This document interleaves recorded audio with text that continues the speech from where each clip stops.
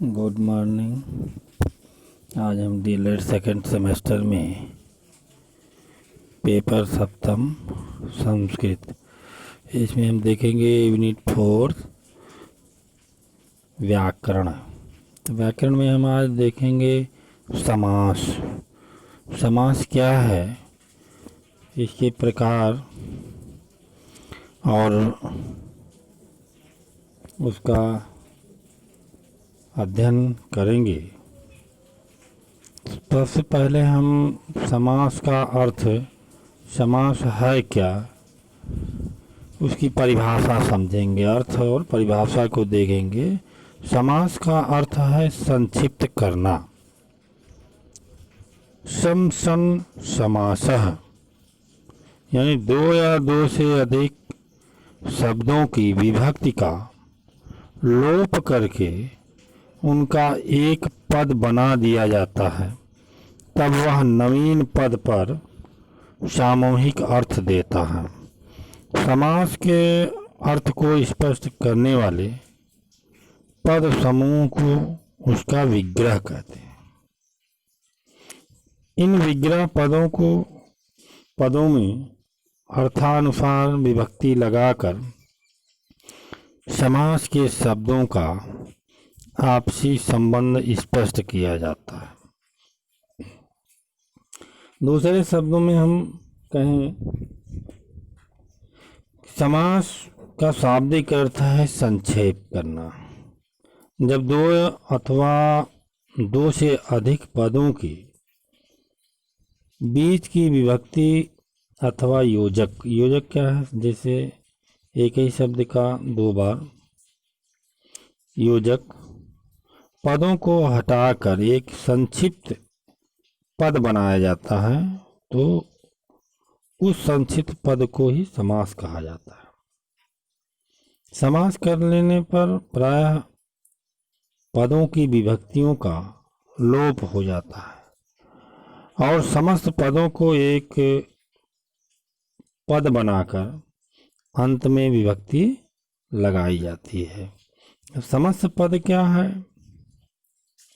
समास के नियम से मिले हुए शब्द समूह को समस्त पद कहते हैं। जैसे राजपुरुष क्या है?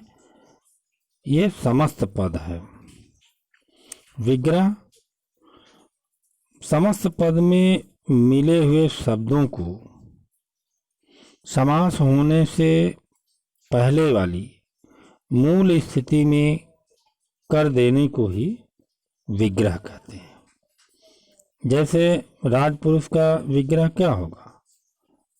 राजा पुरुषः, राज पुरुष, राजा पुरुषः, इसका होगा विग्रह। हिंदी के अनुसार अगर हम देखें तो समास दो या दो से अधिक शब्दों के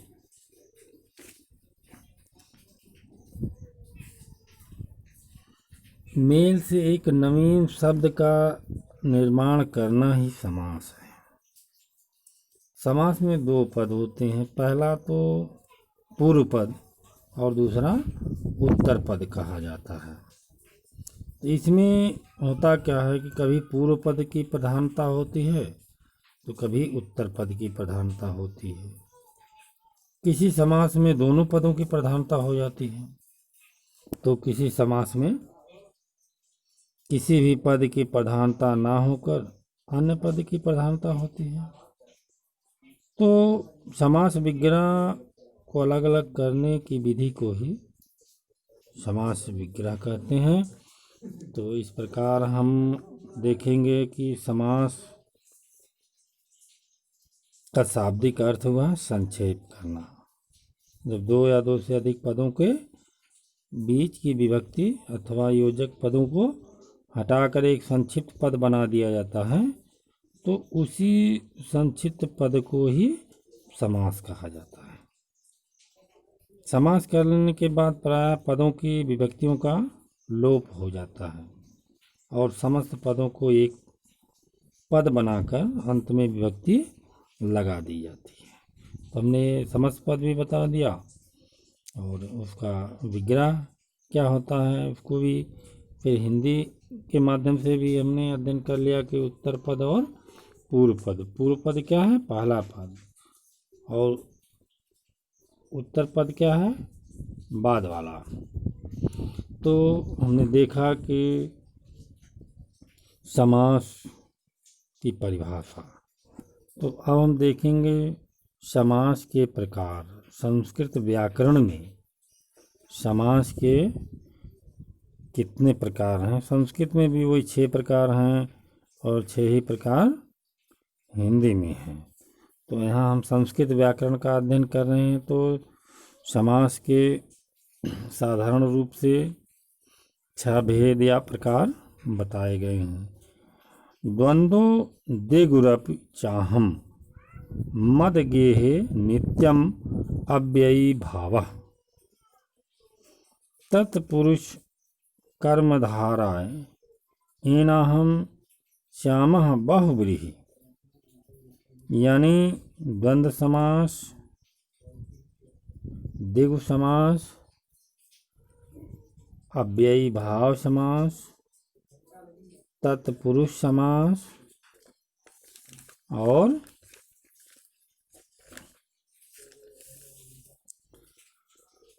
कर्मधारय समास, बहुव्रीहि समास। तो अब इन सभी का हम एक एक करके अध्ययन करेंगे। तो आज हम थोड़ा सा अध्ययन कर लें द्वंद्व समास के बारे में। द्वंद्व समास है क्या? तो इसको संस्कृत में कहते हैं चार्थे द्वंद्वा। चार्थे द्वंद्व।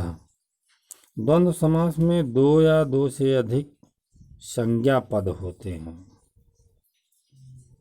संज्ञा क्या है? संज्ञा किसी जाति, व्यक्ति, वस्तु, स्थान अथवा भाव के नाम को संज्ञा कहते हैं। और दोनों पद प्रधान होते हैं। द्वंद्व का मतलब होता है जोड़ा। ये शब्द विग्रह करने पर च और अव्यय और से जोड़ दिए, जैसे बीच में चा लगा दिया गया। ठीक है। द्वंद्व समास के 3 भेद बताए गए हैं।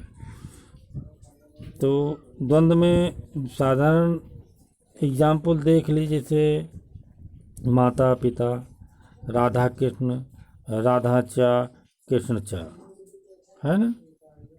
और माता च पिता च। राम लक्ष्मण में देख लिए राम च लक्ष्मण च। तो इस प्रकार से हम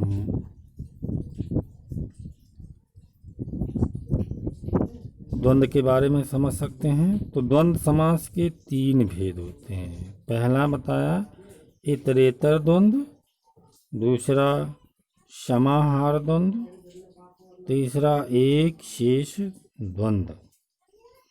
तो इतरेतर द्वंद्व समास में, इस समास में आए हुए सभी पदों का अलग अलग महत्व होता है। समास में आई वस्तुओं के अनुसार उसका द्विवचन या बहुवचन होता है। अंतिम शब्द का लिंग पूरे समास का लिंग होता है। एग्जाम्पल में जैसे देखा जाए राम लक्ष्मणौ, रामश्च लक्ष्मणश्च। कुक्कुट मयूरो, कुक्कुट मयूरी च। तो ये इतरेतर द्वंद्व समास में था। दूसरा समाहार द्वंद्व समास। इस समास में सभी शब्दों के समूह का बोध होता है। समास सदैव नपुंसक लिंग तथा एक वचन होता है। जैसे पाणिपादम, पाणि च पादौ च। करचरणम, करश्च और चरणश्च। चा का मतलब और, संस्कृत में चा का मतलब और होता है। तीसरा है एक शेष द्वंद्व समास। इस समास में दो पदों से एक ही पद शेष रहता है। पदों की संख्या के मान से उसका वचन होता है। जैसे पितरौ, पितरौ में माता च पिता च, पुत्रौ पुत्रश्च दुहिता च, हंसो हंसश्च हंसिश्च, धर्मार्थो धर्मश्च और अर्थश्च। तो हमने द्वंद्व समास के बारे में अध्ययन किया। बाकी के जो समास हैं अगले वीडियो में अध्ययन किया जाएगा। Thank you.